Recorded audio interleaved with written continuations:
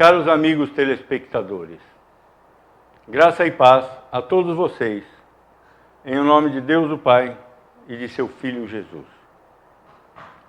Nós estaremos hoje dando continuidade ao nosso estudo do pacto. O que é esse pacto?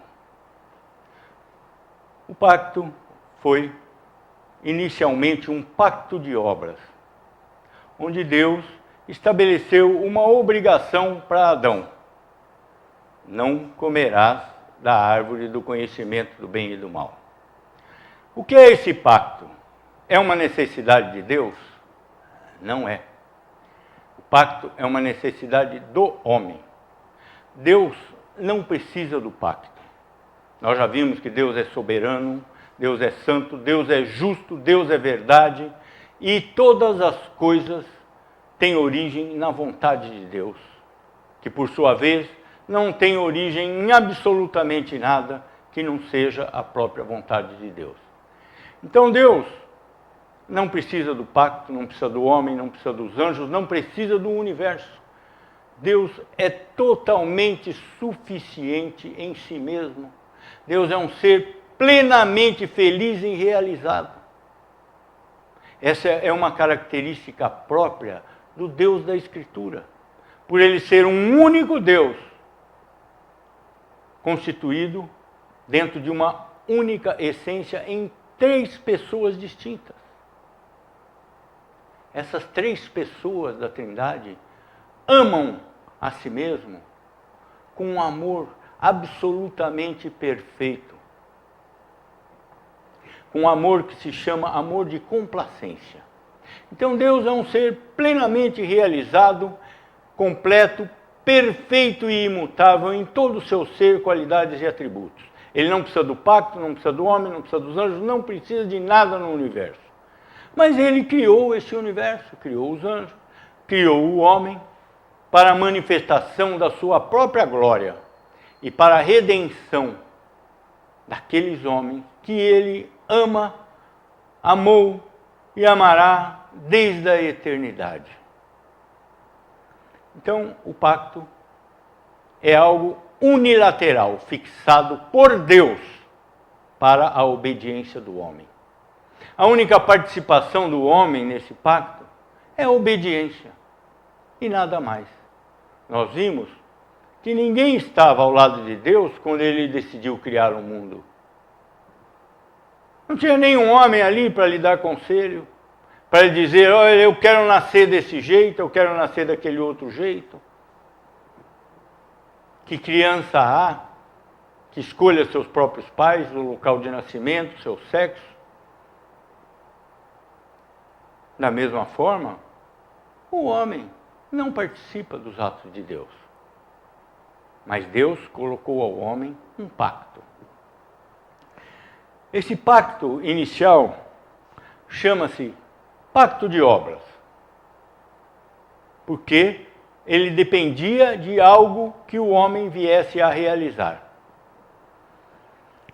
O primeiro pacto feito com o homem era um pacto de obras. Nesse pacto, a vida foi prometida a Adão, e nele a toda a sua posteridade, caso ele obedecesse. Muita gente, religiosos, que se dizem cristãos, afirmam que a queda não se transmitiu a toda a humanidade. Afirmam que a queda ficou restrita a Adão. São os defensores do livre-arbítrio. Ora, se a queda ficasse restrita a Adão, os benefícios da obediência do pacto também ficariam restritos a Adão. Então, qual o sentido desse pacto? Qual o sentido desse pacto se este pacto não se estendesse a toda a posteridade de Adão, a toda a humanidade após Adão? Se ele falhasse, a humanidade cairia. Se ele conseguisse cumprir o pacto, a humanidade toda seria salva, estaria beneficiada por esse pacto. Então, um pacto de Deus com o homem não tem o menor sentido se ele fica restrito àquela pessoa. Todos os pactos de Deus, o pacto que ele fez com Israel como nação, foram estendidos a todos os indivíduos que tiveram origem naquela primeira ação do pacto.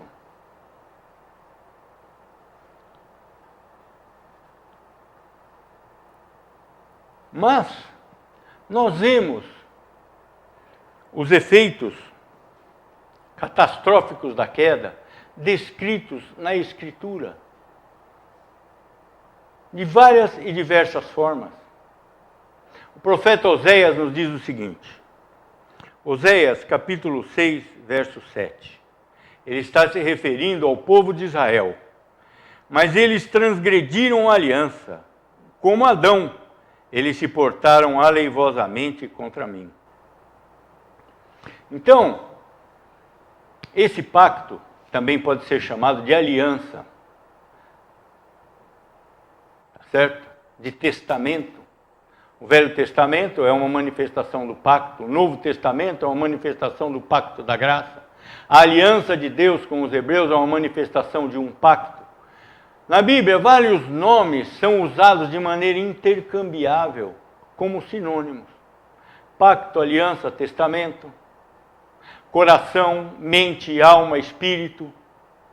Essas sequências de palavras são usadas em vários livros da Bíblia, mas como sinônimo.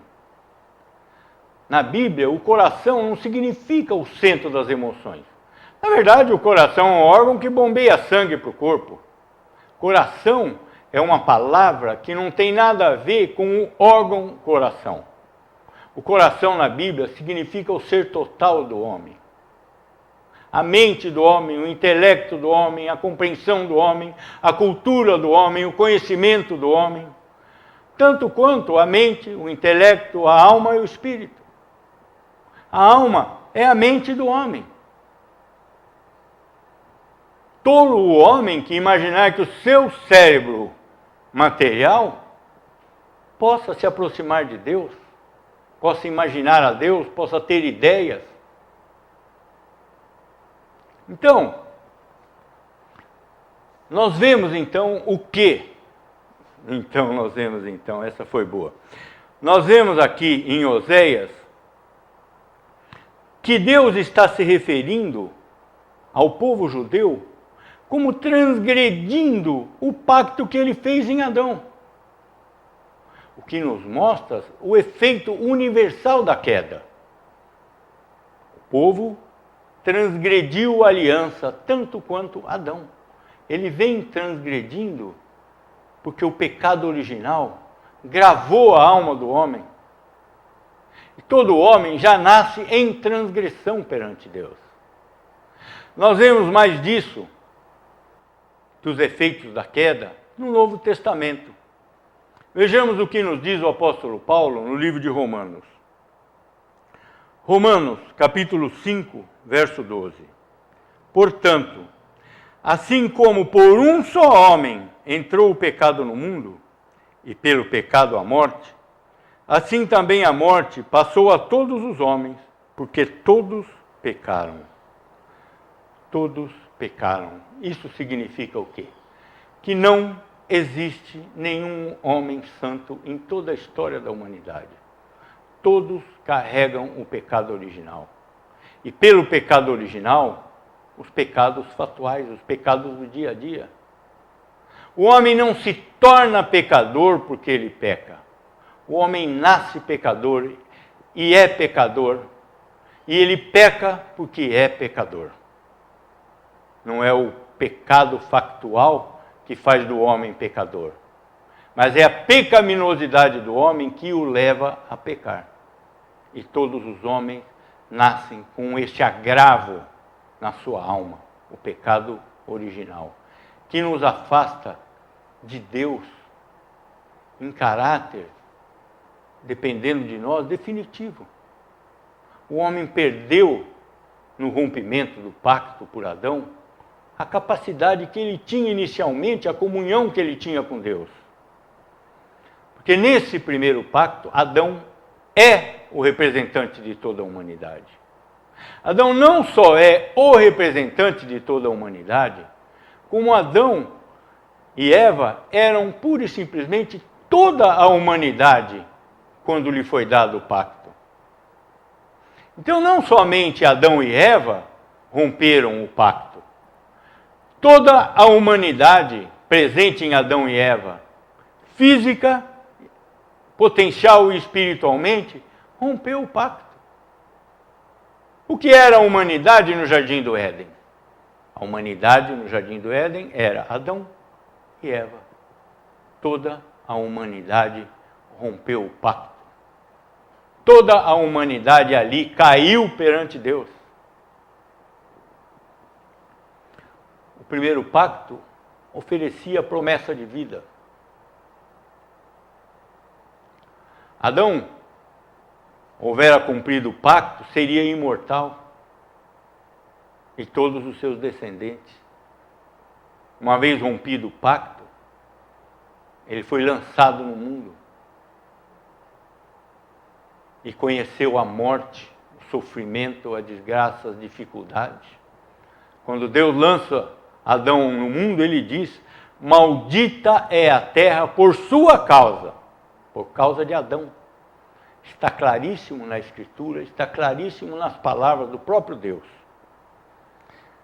Então a vida prometida a Adão, no cumprimento do pacto,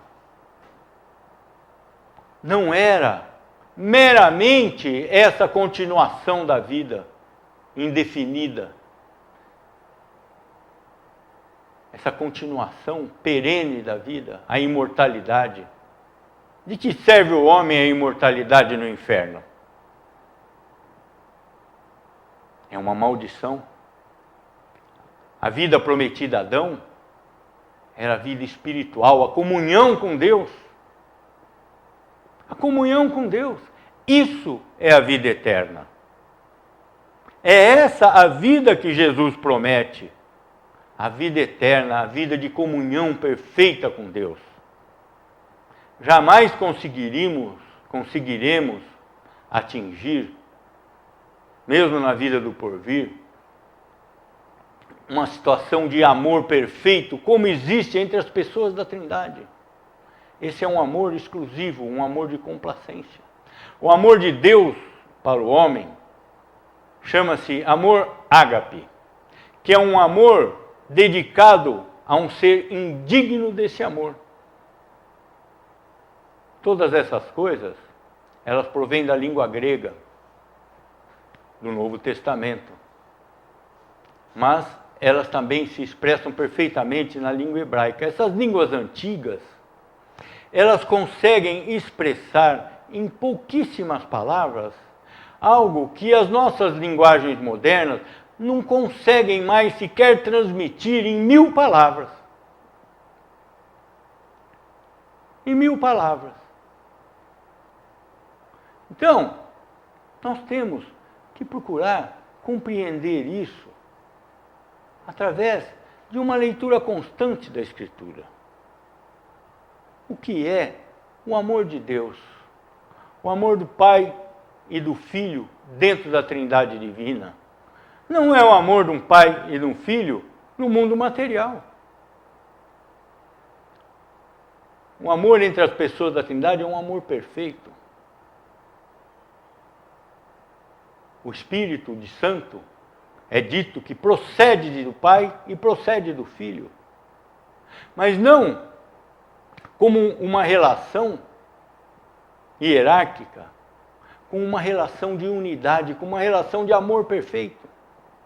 O Pai manda o Filho ao mundo para que ele seja sacrificado. Mas isso não transmite um sentido de hierarquia, mas um sentido de amor. Porque através do sofrimento do Filho, todos os eleitos de Deus serão salvos.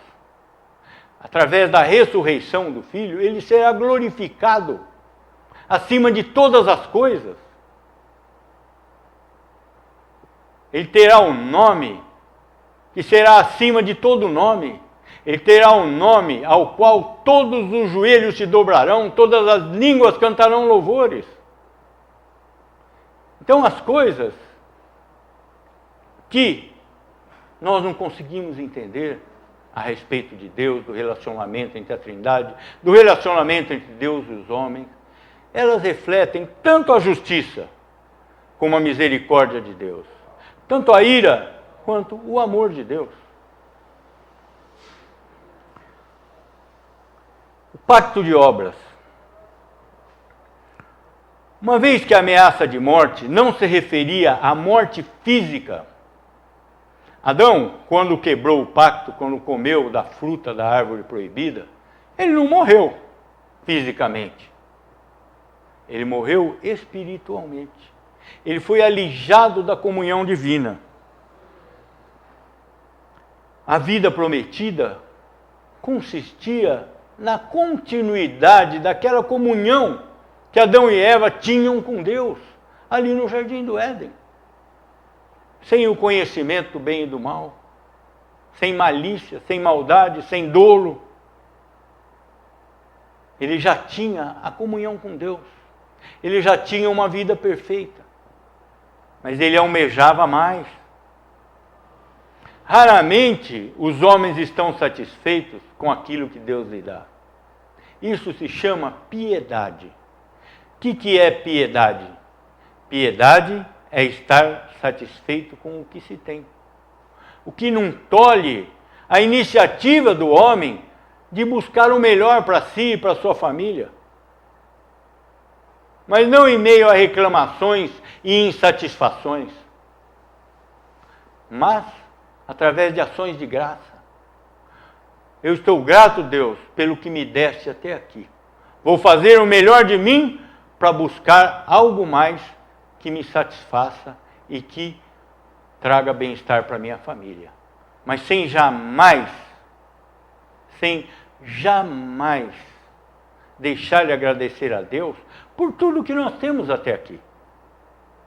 Não nos esqueçamos, neles movemos, respiramos e existimos. Nós dependemos de Deus em todas as coisas de nossa vida. Mas o que demonstra para nós esse primeiro pacto? Qual a finalidade desse primeiro pacto para o conhecimento do homem, para a mente do homem? Porque nós só vamos nos aproximar de Deus através do conhecimento, através da nossa mente. Ninguém vai conhecer a Deus, ninguém vai conhecer a Cristo, ninguém vai conhecer o Espírito de Deus por sensações, por conhecimento. Eu acho isso, eu acho aquilo, eu penso isso, eu penso aquilo, eu sinto isso, eu sinto aquilo, eu tive tal experiência, eu tive aquela experiência. Deus não se revela dessa forma.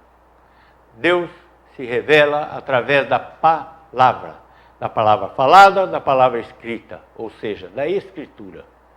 Uma vez fechado o cânon bíblico, ou seja, uma vez estabelecido todos os livros da Bíblia, que aconteceu no final do primeiro século, início do segundo século, todos os antigos modos de Deus se manifestar através de sonhos, de visões, de anjos, do Espírito, de manifestações físicas, cessaram.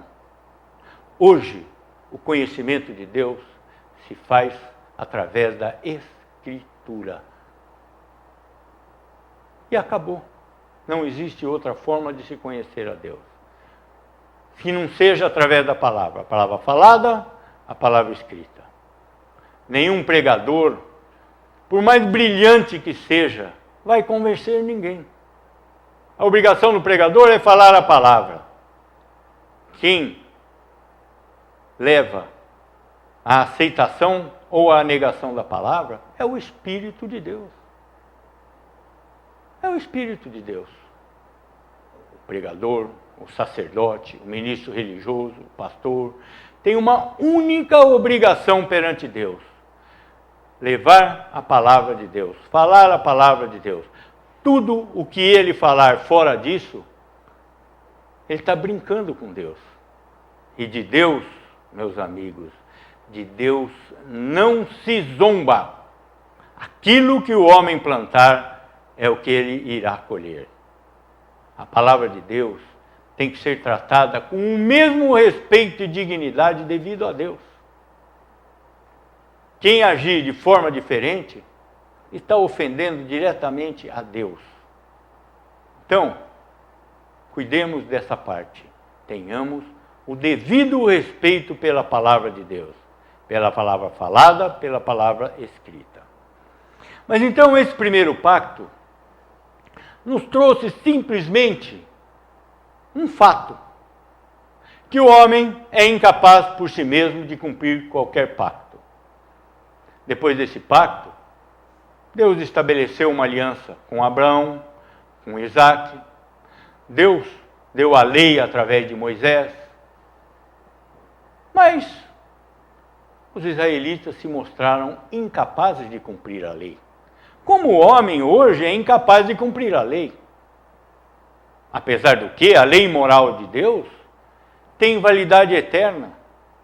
Jesus Cristo não veio para derrubar a lei, mas para cumpri-la no lugar dos homens incapazes de cumprir essa lei. Essa foi a forma que Deus achou, que Deus determinou, que Deus estabeleceu para a salvação do homem. Isso se chama pacto da graça. O pacto das obras serviu para nos conduzir a Cristo. Tudo no Velho Testamento nos conduz a Cristo. Tudo no Velho Testamento são tipos de Cristo. São coisas que mostram a incapacidade do homem, a necessidade da redenção em Cristo.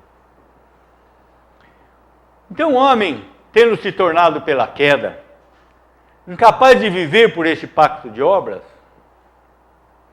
Deus dignou a si mesmo fazer um segundo pacto, que é uma mera extensão de todos esses pactos, que se chama pacto da graça. Através desse pacto, Ele mesmo, na pessoa do Verbo de Deus encarnado, iria prover a redenção do homem.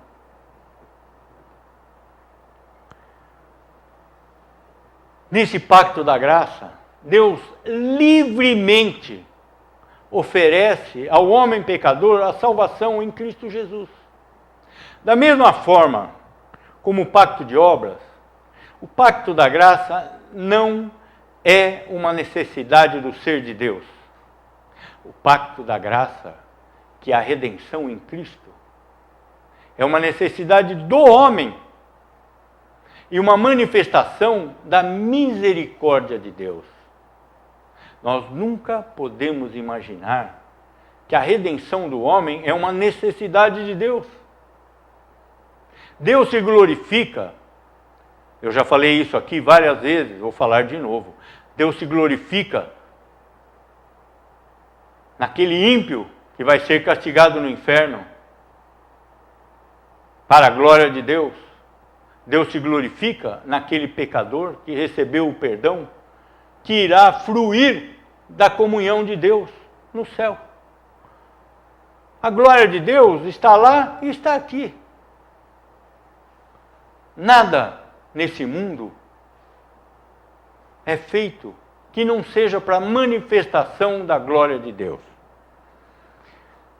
Mas Deus, então, uma vez que o homem se manifestou incapaz de cumprir o pacto das obras, Ele fez com o homem um pacto da graça. Vejamos o que nos diz o profeta Isaías, capítulo 42, verso 6. Eu, o Senhor, te chamei em justiça, tomar-te-ei pela mão e te guardarei, e te farei mediador da aliança com o povo e luz para os gentios. O profeta aqui está falando do pacto da graça, mas também está falando de Cristo. É uma profecia feita 700 anos antes do nascimento de Cristo, onde Ele nos diz que Deus está nos chamando para Ele em Cristo Jesus. por sua livre graça, pela sua livre vontade, por nada que o homem tenha feito de si para agradar a Deus. Por isso é que Jesus também nos diz no livro de João, Evangelho segundo João, capítulo 6, verso 37. Todo aquele que o Pai me dá, esse virá a mim. E o que vem a mim, de modo algum, o lançarei fora. Então a queda tornou todos os homens incapazes e pecadores.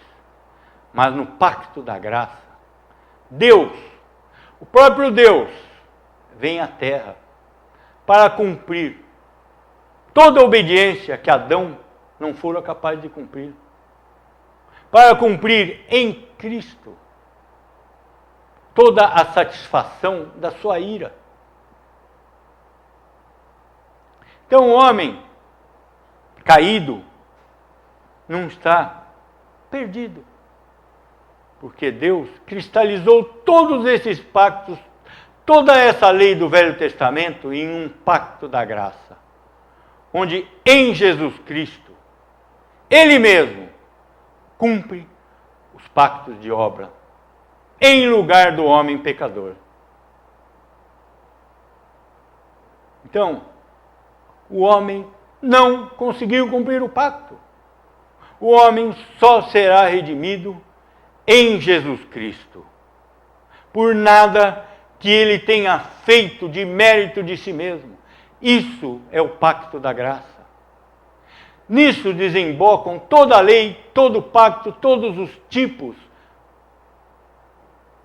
que aconteceram antes de Cristo. A redenção está realizada. A redenção já foi feita. A redenção não é algo que parta do homem, mas que partiu de Deus e foi realizada no tempo, em Jesus Cristo, há 2000 anos atrás. Tenhamos isso em mente, que a redenção é um ato de misericórdia de Deus, que não depende do mérito do homem. Isso é o pacto. Oremos. Pai nosso que está no céu, santificado seja o teu nome. Venha o teu reino. Seja feita a tua vontade, assim na terra como no céu. O pão nosso de cada dia, dá-nos hoje. Perdoa-nos as nossas dívidas, assim como temos perdoado aos nossos devedores. Não nos deixes cair em tentação, mas livra-nos do mal, pois teu é o reino, o poder e a glória para sempre. Amém.